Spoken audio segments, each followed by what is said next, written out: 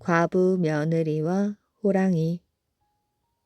옛 홍주 땅에 최씨라는 여인이 살고 있었는데 얼굴이 아주 고왔답니다.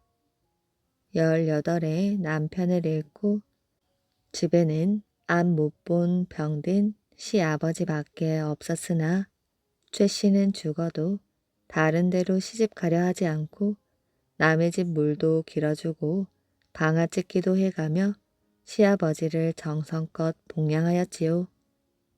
혹 어디 나갈 때면 먹을 것을 준비해 놓고 시아버지 가까이 놓아두며 무엇은 여기 있고 무엇은 저기 있다고 일러두어 시아버지가 손쉽게 찾아보도록 하였습니다. 그래서 마을에서는 효성스러운 며느리라고 칭찬이 자자하였지요.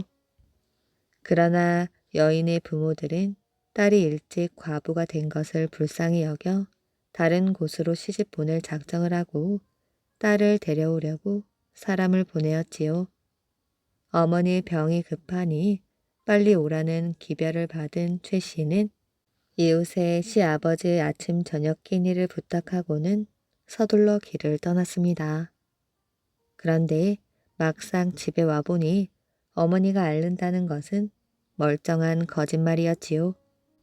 네 나이가 아직 20도 안 되었는데 과부 신세로 꽃다운 시절을 헛되이 보내니 가련한 인생이구나. 널리 좋은 자리를 골라 혼처를 구해놓았으니 내일 혼사를 하려 한다. 아예 싫단 말은 말아야 한다. 최 씨가 거짓으로 승낙을 하자 그의 부모는 더없이 기뻐하였지요. 밤이 깊어지기를 기다려 몰래 친정집을 빠져나왔습니다. 홀몸으로 시아버지에게 가는 길이었지요. 80리나 되는 길이었습니다. 겨우 20리를 오고 나니 두 발이 부르터 한 발짝도 옮기기 어려웠지요. 그런데 한 고개에 이르니 큰 범이 길을 가로막고 쭈그리고 앉아 더는 갈 수가 없었습니다. 너도 영물이니 부디 내 말을 들어다오. 최 씨는 범에게 사연을 모두 이야기하였지요. 내가 지금 죽으려고 해도 죽을 수도 없는 형편이니 나를 해치려거든 어서 잡아먹거라. 최 씨가 곧장 범 앞으로 다가가자 범은 뒤로 슬금슬금 물러났습니다. 몇 번이나 이렇게 하던 끝에 범이 갑자기 땅에 엎드렸지요. 네가 혹시 연약한 여인이 깊은 밤 혼자 가는 것이 불쌍하여 태워다 주려는 것이냐? 범은 꼬리를 흔들었습니다. 최 씨가 등에 올랐다 목을 끌어안자 범은 나는 듯 달려 잠깐 사이 시집에 이르렀지요. 최 씨는 범의 등에서 내려 일렀습니다. 네가 많이 굶주렸을 테니 개나 한 마리 먹고 가거라. 최 씨가 집에 들어가 개를 울 밖으로 내몰자 범은 개를 가지고 가버렸지요. 며칠이 지나자 이웃 사람들이 큰 일이 난 듯 떠드는 것이었습니다. 큰 범 한 마리가 함정에 빠졌어. 닥치는 대로 물고 뜯고 으르렁거리니 도대체 사람이 범접할 수가 없구려. 최 씨는 그 말을 듣자 자기를 태워준 범이 아닌가 하는 생각이 더럭 들었지요. 함정에 가보니 털빛을 보면 비슷한 것 같기는 하나 밤중에 본 것이라 분명치 않았고 그렇다고 자세히 알아볼 수도 없었습니다. 그래서 최 씨는 호랑이에게 물었지요. 네가 전날 밤 나를 태워오지 않았느냐? 범은 머리를 주걱거리며 살려달라는 듯 눈물을 주르르 흘렸습니다. 최 씨는 그제야 동네 사람들에게 자초지종을 말하였지요. 저것은 사나운 범이기는 하나 내게는 고마운 짐승입니다. 나를 위해 저 범을 놓아주신다면 내 비록 가난하여 돈은 없지만 어떻게든 호랑이 가죽 값을 동네에 들여놓겠습니다. 동네 사람들은 모두 혀를 차며 말하였지요. 효성스러운 며느리 말을 어떻게 마다하겠소만 이 범을 놓아주자면 필시 숱한 사람이 상할 것이니 그걸 어찌하겠소. 내게 함정문을 여는 방법만 가르쳐주고 동네 사람들이 다 멀리 피하면 내 손으로 놓아주겠어요. 동네 사람들은 그 말대로 해주었습니다. 최 씨가 함정문을 열고 범을 놓아주자 범은 최 씨의 옷자락을 물고 꼬리를 흔들며 차마 놓지 못하다가 한참 만에야 가버렸다고 합니다. 게으름 뱅이 장군. 조선 왕 인조 때의 일입니다. 인조 임금은 남한 산성이 자꾸 허물어져 가는 것이 걱정이었지요. 남한 산성은 수도 한양을 지키는 무척 중요한 산성이기 때문입니다. 오래전 흙을 쌓아 만든 산성이라 성벽 군데군데가 주저앉았지요. 임금은 장군 중에서 으뜸인 이서 장군을 남한 산성으로 보내었습니다. 장군은 말에서 내리더니 성큼성큼 걸어서 성벽 이곳저곳을 둘러보았지요. 그 뒤를 꼼꼼하고 철저하다고 소문난 이회 장군과 많은 스님들의 존경을 받는 벼감 대사가 따랐습니다. 외적의 침입을 가장 잘 막아낼 수 있는 모양새를 갖추고 있군. 이서 장군이 입을 열었습니다. 가파른 산세가 적들이 쉽게 기어오를 수 없는 곳입니다. 이회 장군이 맞장구를 쳤습니다. 성 안으로 넓은 밭이 있고 물이 풍부하여 장기전에 대비하기 좋은 곳이지요. 벼감 대사도 한마디 거들었지요. 성곽의 길이가 어른 걸음으로 한나절은 좋게 걸리는 길이요.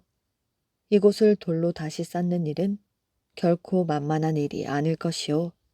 쉽지 않은 일이기에 두 사람에게 이 일을 맡기기로 결정하였소. 나라를 지키는 튼튼한 성을 쌓아주리라 믿소. 남한 산성을 반으로 나누어 동남쪽 성벽은 이회 장군이 맡고 북서쪽 성벽은 벼감 대사가 맡았습니다. 어느 이른 새벽이었지요. 이회 장군은 벌써 산에 오를 채비를 마쳤습니다.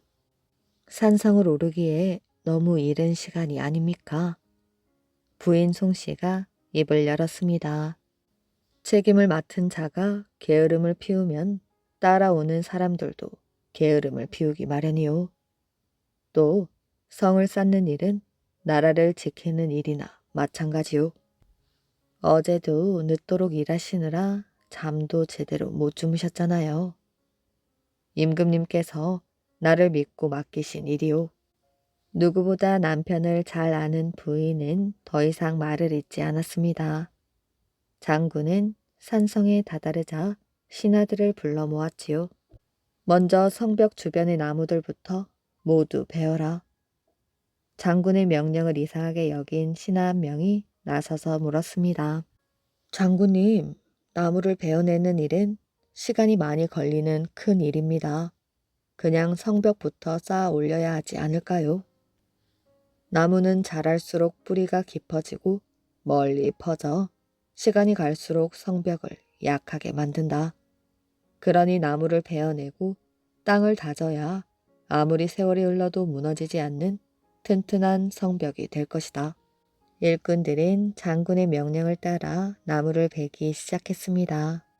산 비탈에서 아름드리 나무를 베어내는 일은 쉽지 않았지요. 사람들은 영차 영차를 외치며 힘을 모아 일했습니다. 나무들을 모두 베어내고 나서야 이회 장군은 땅을 파고 다지는 일을 시켰습니다. 일꾼 가운데 반은 한쪽에서 땅을 파고 다졌고 나머지 반은 다른 한쪽에서 돌을 다듬고 깎는 일에 여념이 없었지요.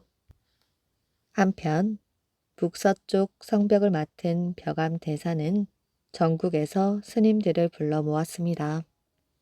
전국 사찰의 소식은 보냈느냐? 일손이 부족하다. 계속해서 스님들을 불러 모아라. 우리가 동남쪽 성보다 먼저 일을 끝내야 한다. 벼감 대사는 욕심이 많았습니다. 일을 먼저 끝내고 임금에게 칭찬을 받고 싶었지요. 땅을 다지는 일이 먼저이긴 하나 돌을 쌓아 올리는 일도 중요하지. 돌을 깎고 다듬는 일에 온 힘을 기울여라. 대사님, 이회 장군은 돌을 쌓지 않고 나무만 열심히 베어낸다고 합니다. 그래? 나무를 베어낸다고? 그렇습니다. 성곽 주변의 오래된 나무들을 다 베어내야 땅을 다진다고 합니다. 그런 쓸데없는 일로 시간을 낭비하다니 잘 되었다. 우리가 하루라도 먼저 공사를 마쳐야 한다. 북서쪽 성벽은 하루가 다르게 성곽 모양을 갖춰갔습니다. 유해 장군은 날마다 새벽 이슬이 채 마르기도 전에 산성 맨 꼭대기로 올랐습니다. 하루도 빠짐없이 일꾼들보다 먼저 나와서 공사장 주변을 살폈지요. 돌 하나라도 함부로 다루어서는 안 된다. 예, 장군님. 옥수수알 모양으로 깎고 다듬어라. 어떤 이유에서입니까? 네가 옥수수를 한 번도 안 먹어본 모양이로구나. 옥수수 알들이 딱 맞물려 있는 매끈함을 잊지 말거라. 그렇게 매끈한 성벽이어야만 적들이 기어오르지 못할 것이다. 일꾼들은 탄성을 지르며 고개를 끄덕였습니다. 그리고 자신들보다 더 열심히 일하는 장군을 보며 그 어느 때보다 공들여 일했지요. 그뿐만이 아니었습니다. 이회 장군은 조금이라도 잘못된 곳이 발견되면 그 자리에서 허물고 다시 쌓으라고 명령하였습니다. 장군님, 공사 기간이 자꾸 길어집니다. 이렇게 일을 하다가는 정해진 기간에 끝을 낼 수가 없습니다.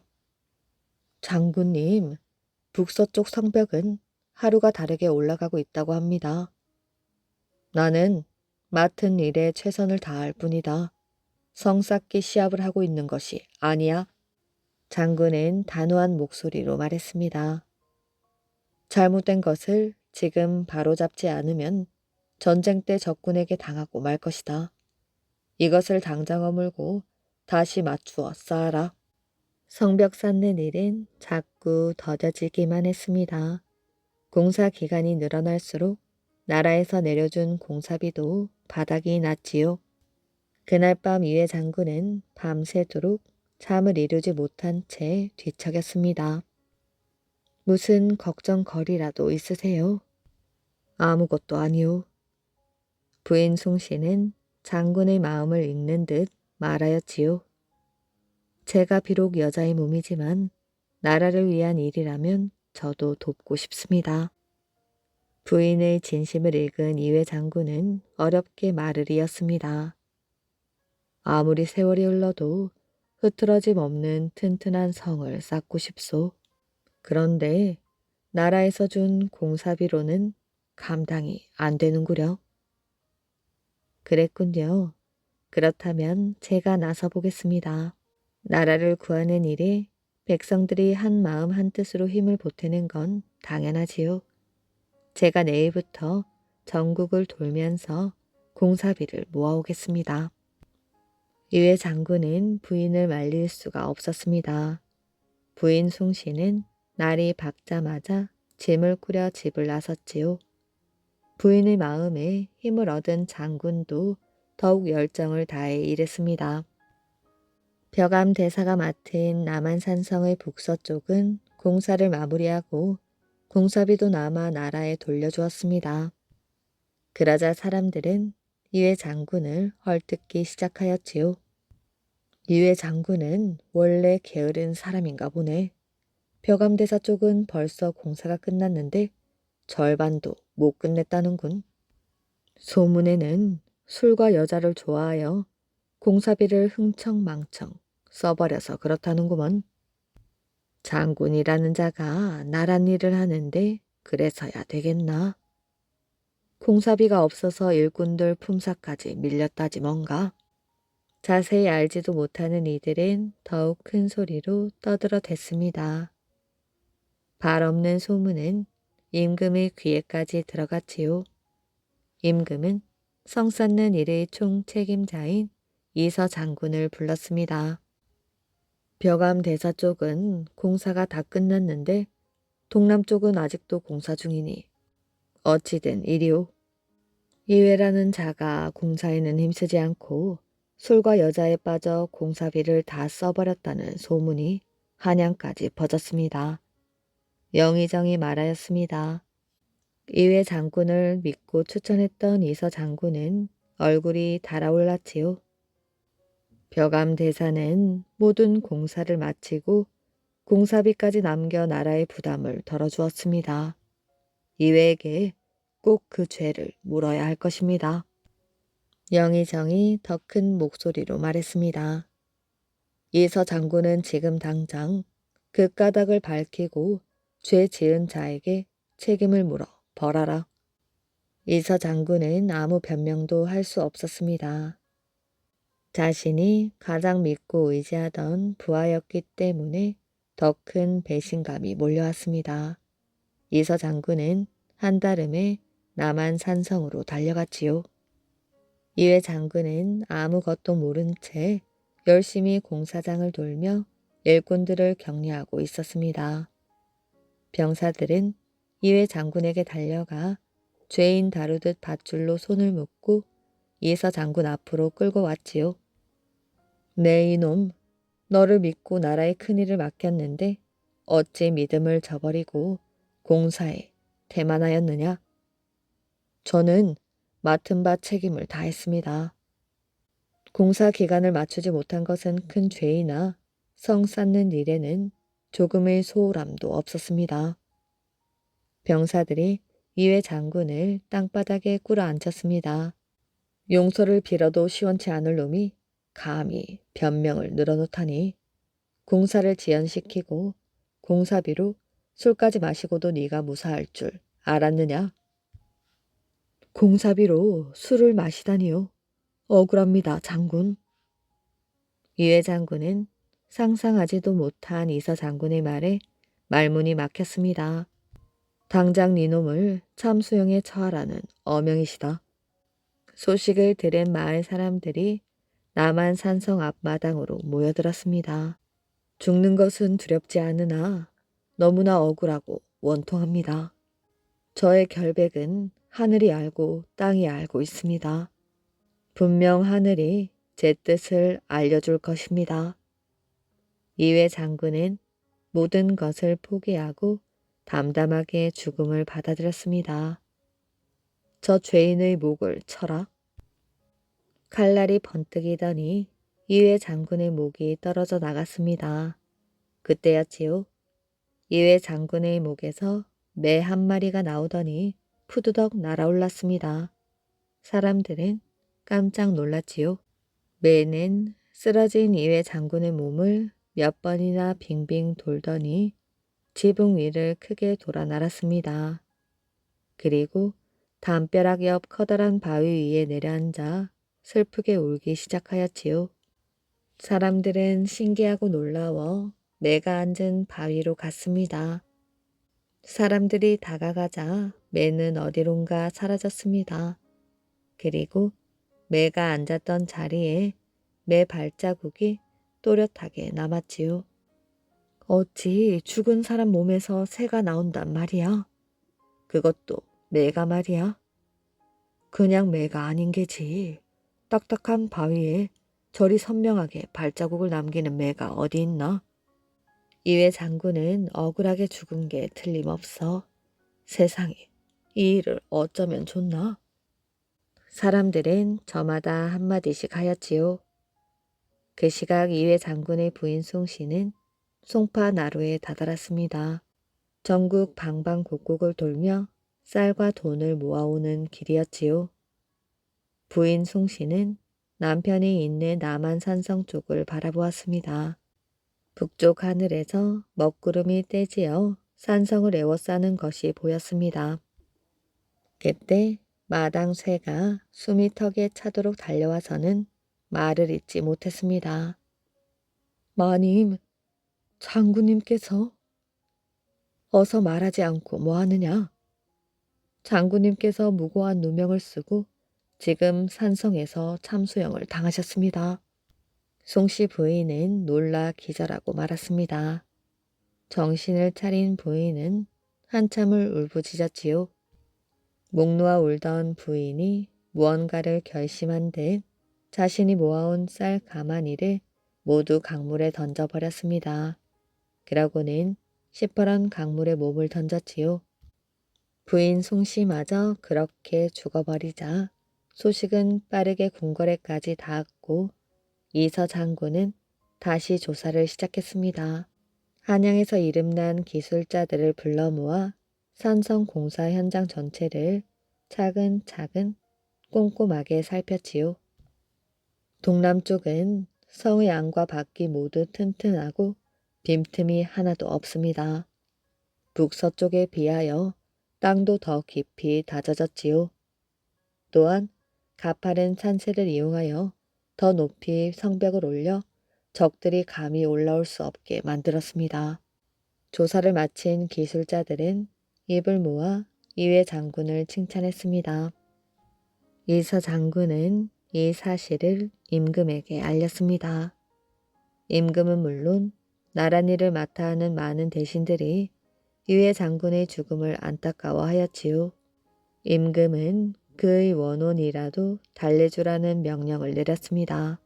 이서 장군은 남한 산성 안에 청량당이라는 집을 지어 이회 장군과 부인 송씨의 위패를 모시고 해마다 제사를 올려 그들의 뜻을 기리고 위로했습니다.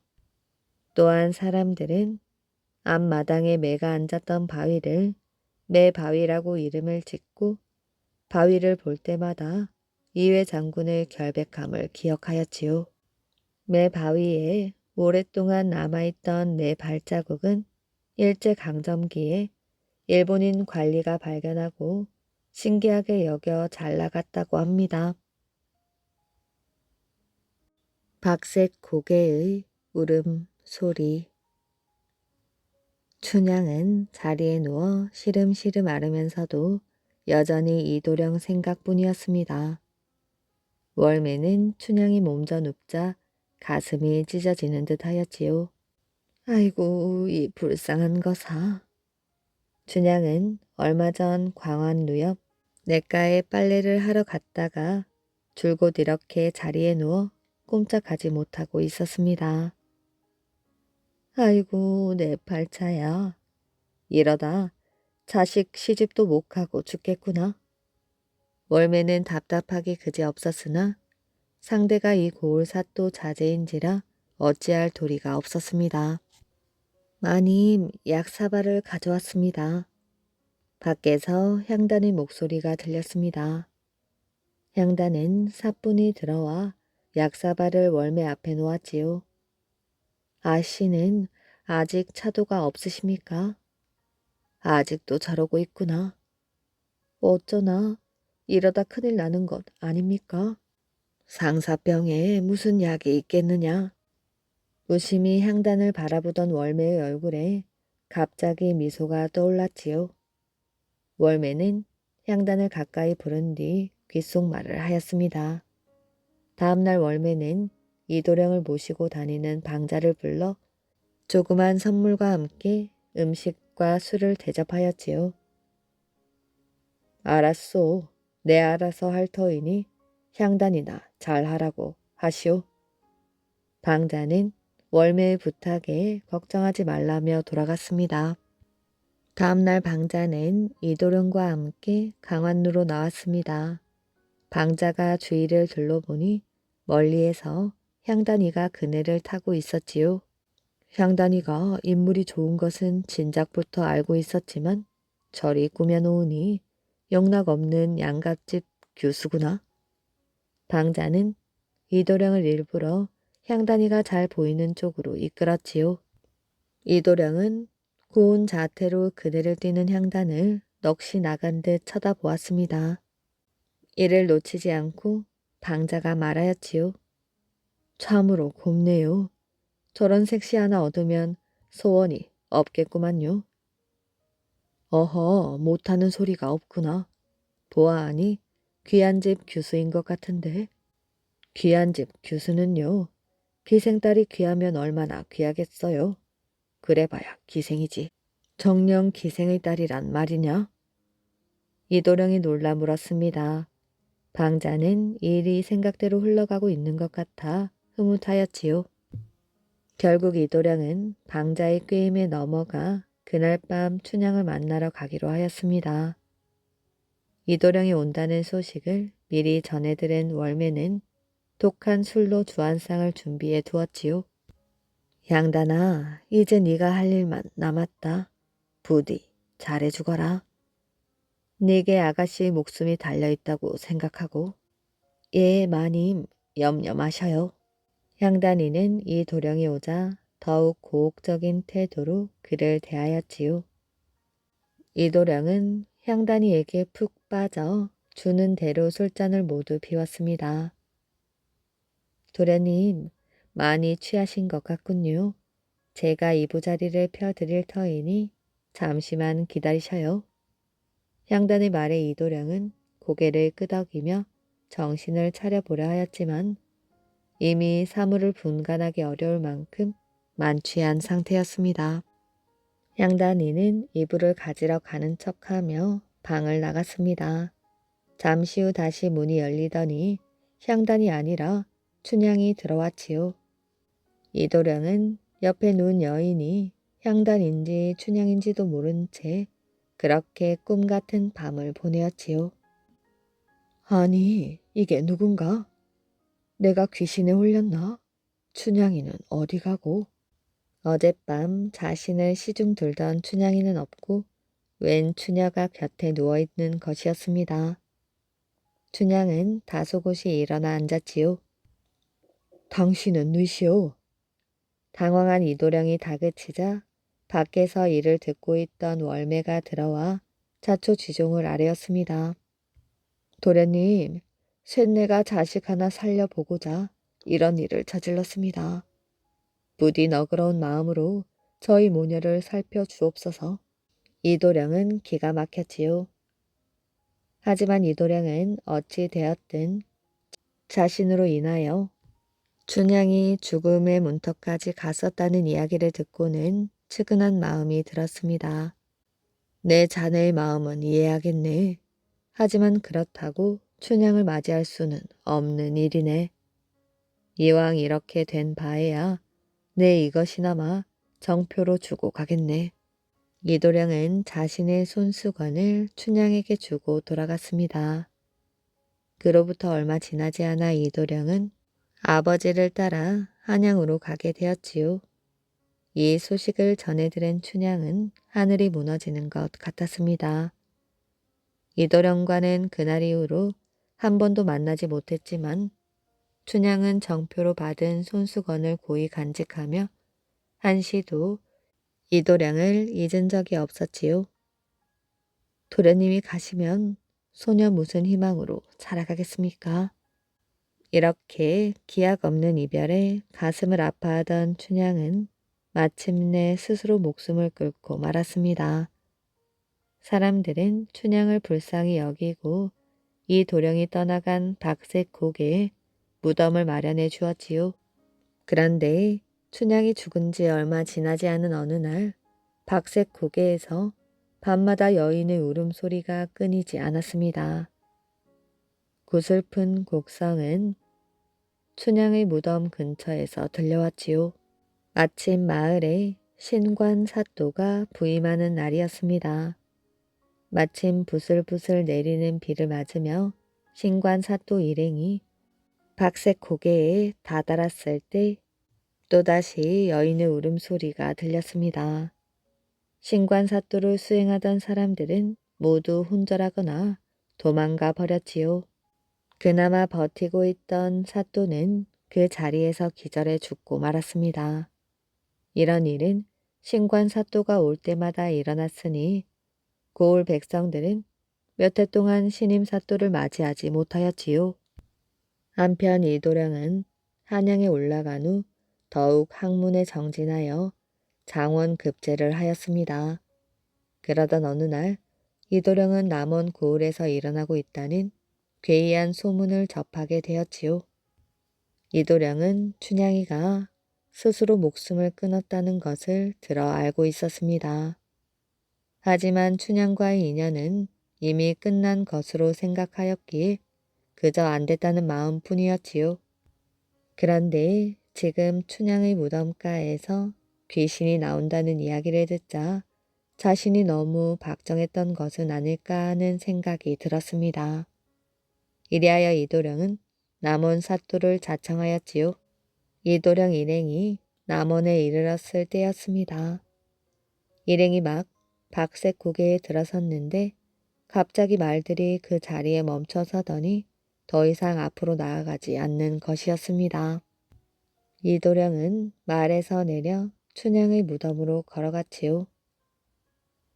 천하 제일의 미인이요 열려 춘향에게 이몽룡이 고아노니.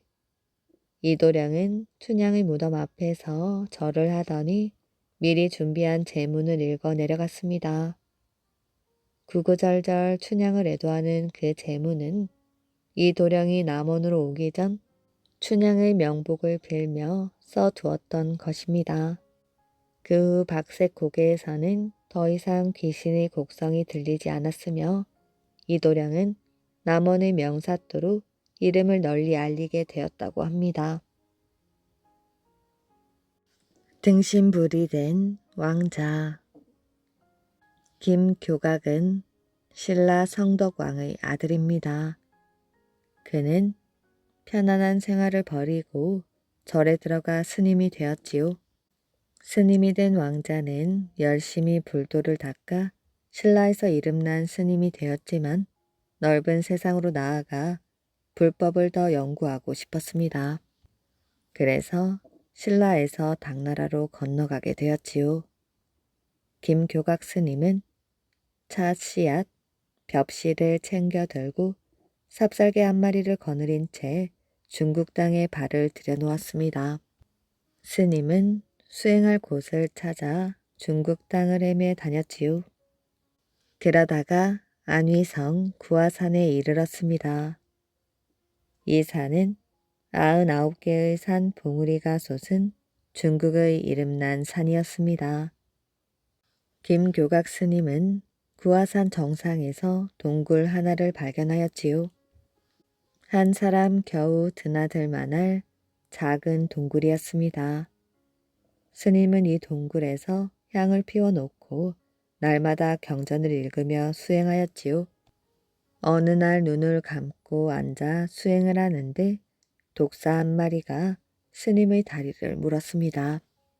독이 퍼져 다리가 퉁퉁 부어올랐지요. 그래도 스님은 꼼짝하지 않고 앉아 있었습니다. 그때 아름다운 부인이 나타나 절을 하며 말하였습니다.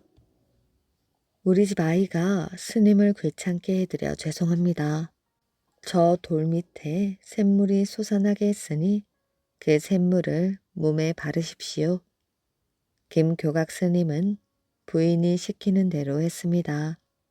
그러자 독사에 물린 다리가 깨끗이 나았지요. 하루는 산 기슭에 사는 제갈절이란 사람이 산에 올라왔다가 스님을 보았습니다. 그는 스님이 돌을 닦는 것을 보고 감동을 받아 스님을 위하여 절을 지어 주었지요. 이 절이 화성사입니다. 김교각 스님은 이 절에서 직접 농사를 짓고 옷을 지어 입으며 수행에 힘썼습니다. 어느 날 스님은 제자들을 모아놓고 이렇게 말하였지요.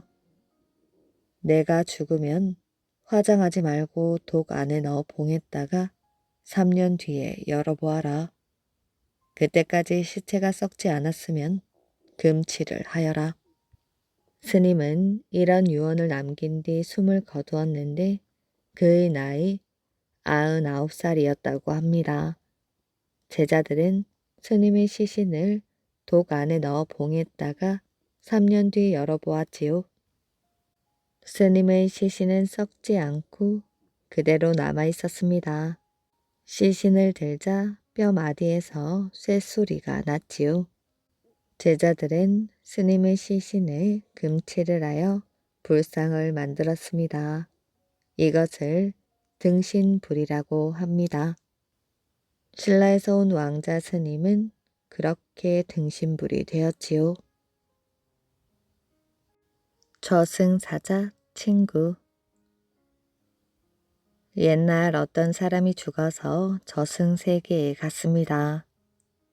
저승이라고 해서 이승과 별 다른 것이 아니라 그곳에도 집이 있고 성이 있고 길이 있었지요. 이 사람은 길을 따라서 성을 찾아갔습니다. 아니, 자네 여긴 웬일인가? 성문 앞에 서서 일을 하던 사람이 이 사람을 보고 아는 체를 하였지요. 아니, 자네 여기 있었군. 나도 자고 일어나 보니 이곳에 와 있지 뭔가. 그런데 자네는 여기 계속 있었나? 몇 년 되었네. 그리고 자네, 내가 죽었을 때 문상을 와 주어서 고마웠네. 저승에서 만난 친구는 웃으며 고마워했습니다. 그거야 당연한 일 아닌가? 아무튼 지내다가 어려운 일이 있으면 말하게. 알겠네. 자네가 이승에 있을 때 원님 앞에서 글 쓰는 일을 하더니 이곳에서도 같은 일을 하는군. 그러게 말일세. 갑자기 저승에 오게 되니 섭섭한 게 한두 가지가 아니네. 죽을 날을 미리 알려주면 어른들에게 미리 인사도 하고 자식들 먹고 살 것도 준비해주고 왔을 텐데. 저승석인 친구도 고개를 끄덕였습니다. 그러니 자네가 나를 다시 한번 살 수 있게 해줄 수 없겠나? 그럴 수는 없네. 자네 부탁을 들어주면 내가 염라 대왕에게 혼이 난다네. 사람 숫자가 부족하면 난 벌을 받고 말 걸세. 부탁이네. 제발 들어주게. 정말 안 되네. 지옥에 갈 것을 극락에 보내달라고 하면 어떻게 해보겠네만 죽은 사람을 다시 살려보낼 수는 없네. 나도 알지. 다만 세상에 다시 태어나 사람답게 한번 살아보고 싶네. 이 사람은 간절히 애원했습니다. 저승석이는 한참을 망설였지요. 알겠네. 자네와의 우정을 생각하여 한번 들어주겠네. 고맙네. 정말 고맙네. 이 사람은 저승석이에게 몇 번씩 인사를 했습니다. 저쪽 끝에 있는 문으로 나가면 세상으로 나갈 수 있네. 이 다음에 자네가 나를 저승에 부를 때 2번만 신호를 보내게. 곧 죽을 날이 되었으니 준비를 하라고 말일세. 그거야 어렵지 않지. 부디 후회하지 않도록 살고 오게. 저승석이는 이 사람에게 살아있는 자기 가족을 부탁하지 않았습니다. 이 사람은 소원대로 다시 살아나게 되었습니다. 이 사람이 다시 살아나자 장례를 치르려던 사람들은 깜짝 놀랐지요. 이 사람의 아버지는 기뻐 어쩔 줄을 몰랐습니다. 아들은 저승에서 있었던 일을 이야기하였지요. 아버지, 앞으로는 정신을 차리고 열심히 살겠습니다. 아들은 딴 사람이 된 것 같았습니다. 네가 저승에 다녀오더니 새 사람이 되었구나. 다시 살아난 아들은 자기가 한 약속대로 잘 살았습니다. 부모에게 효도하고 이웃 어른에게 인사도 잘하고 친구 가족도 잘 돌보았지요. 그런데 시간이 지나자 이 사람은 예전처럼 그럭저럭 세상을 사는 사람이 되고 말았습니다. 저승석이와 약속한 것도 까맣게 잊고 말이지요. 어느 날 오랜만에 만난 친구와 고주망태가 되도록 술을 마셨습니다. 밤늦게 비틀거리며 개울을 건너다가 그만 발을 헛디뎌 넘어지고 말았지요. 이 사람은 며칠 동안 끙끙 앓았습니다. 다시 몸이 좋아지자 평소에 사이가 좋지 않던 사람들과 다투었습니다. 그러다가 싸움이 벌어져 심하게 얻어맞았지요. 두고 봐라. 관가에 고발하여 네 놈을 가만두지 않겠다. 이 사람은 또 끙끙 앓으면서도 원수를 갚겠다며 투덜대었습니다. 어느 날 이 사람은 깊은 잠이 들었지요. 잠결에 깨어보니 저승석이 앞이었습니다. 아니, 내가 왜 여기 왔지? 그놈을 관가에 고발해 아는데. 이 사람은 아직도 분이 풀리지 않았습니다. 저승석이는 한심한 눈빛으로 바라보았지요. 이 사람아, 정신 차리게. 여기는 저승일세. 여기가 저승이라고? 그렇다면 자네 왜 약속을 지키지 않았나? 죽기 전에 2번 신호를 보내라 하지 않았나? 이것 보게. 약속을 지키지 않은 건 내가 아니라 바로 자넬세. 그동안 자네가 한 일을 생각해 보게. 내가 2번이나 신호를 보내지 않았나? 한 번은 개울에서 넘어지고 또 한 번은 친구와 싸워 얻어맞고 끙끙 앓았자는가? 그럭저럭 산 사람은 그제야 알 것 같았습니다. 정말 안타깝군 그래. 다시 태어나 고작 한다는 일이 술을 마시고 싸움을 하는 겐가? 자네는 세상에 살 자격이 없네. 자네 같은 사람은 쓸데가 없으니 지옥으로나 가게. 저승석이는 냉정하게 말하였지요. 마지막으로 기회를 주게. 이번에는 꼭 약속을 지킴세. 제발 다시 태어나게 해주게. 아무리 내가 멍청해도 2번 실수는 하지 않네. 이제 나를 친구라고도 부르지 말게. 여기는 저승이고 나는 저승사자란 말일세. 그럭저럭 산 사람은 울면서 지옥으로 갔습니다. 일만 하는 어머니. 옛날에 열밖에 모르는 어머니가 있었습니다. 어머니, 날씨도 좋은데 친척 집에라도 다녀오셔요. 아니다. 나는 일을 해야 한다. 아주머니, 우리 절 구경이라도 다녀옵시다. 난 일을 해야 하니 아주머니나 다녀오세요. 어머니는 집 밖으로 나가는 법이 없었습니다. 마을 사람들이 구경 다녀온 이야기를 하면 구경을 하면 배가 부릅니까? 돈이 나옵니까? 오히려 돈만 쓰고 고생만 하지. 어머니는 퉁명스럽게 쏘아 붙였습니다. 어머니는 언제나 일을 해야 한다는 말만 입 버릇처럼 중얼거렸지요.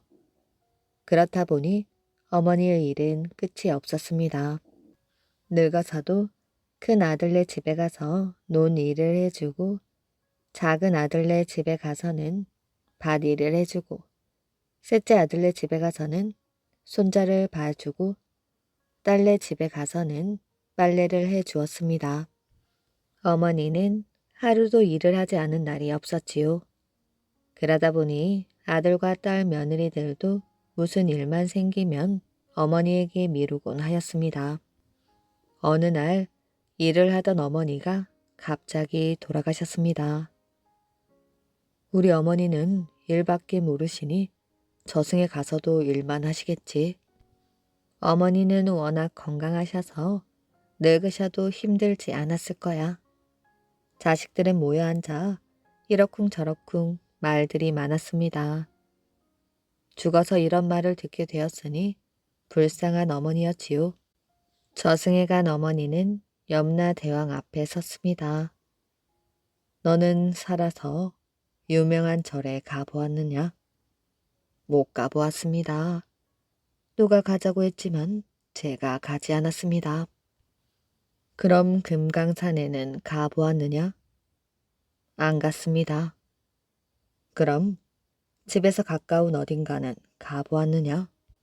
안 갔습니다.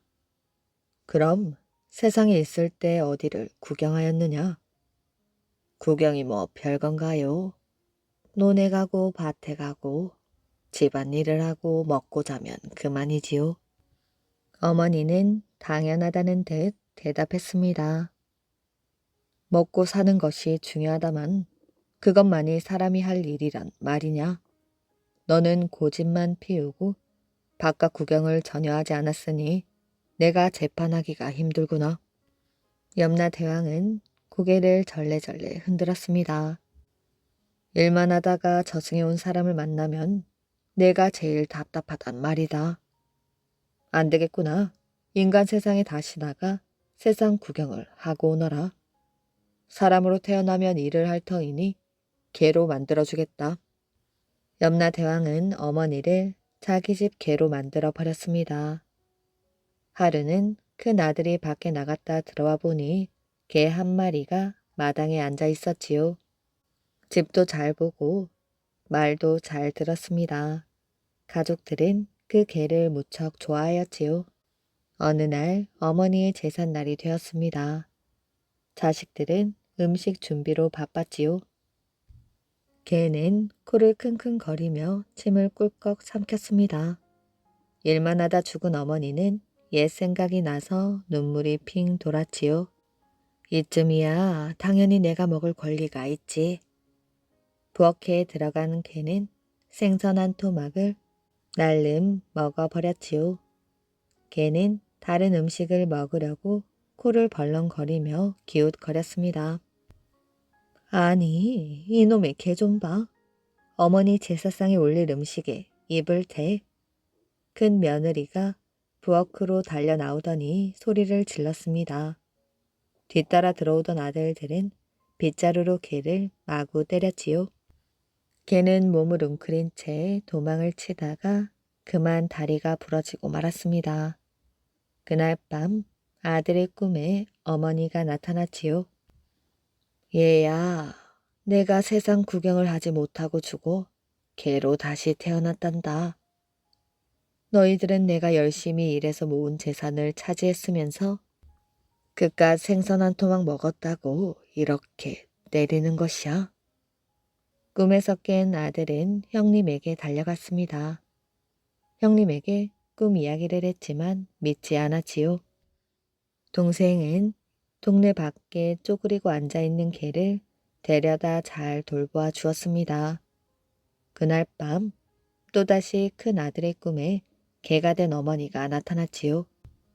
네 동생에게 일러주었건만 너는 믿지 않는구나. 형은 크게 놀라며 동생의 집으로 달려갔습니다. 형제들은 개를 방으로 데려다가 이부자리도 깔아주고 매일 목욕도 시켰습니다. 아침 저녁으로 맛있는 음식도 차려주었지요. 그 후 큰 아들은 개를 업고 전국 방방곡곡을 다니며 구경을 시켰습니다. 어머니, 여기가 공기 좋기로 소문난 금강산이에요. 여기가 그렇게 유명한 절이래요. 아들의 등에 업힌 개는 고개를 끄덕였습니다. 가는 곳곳마다 개를 업고 구경 다니는 아들을 구경하느라 사람들이 모여들었지요. 사람들은 아들의 사정 이야기를 듣고 많은 것을 뉘우쳤습니다. 세상 구경을 다 하고 집으로 돌아온 개는 피곤하였는지 금방 잠이 들었지요. 그날 밤 이후로 개는 영원히 잠에서 깨어나지 않았습니다. 자식들은 개를 양지 바른 곳에 묻어주었지요. 어머니는 염라대왕에게 다시 갔습니다. 염라대왕님, 진작 세상 구경을 다니지 못한 것이 후회가 됩니다. 자연을 구경할 때마다 기분이 좋아졌습니다.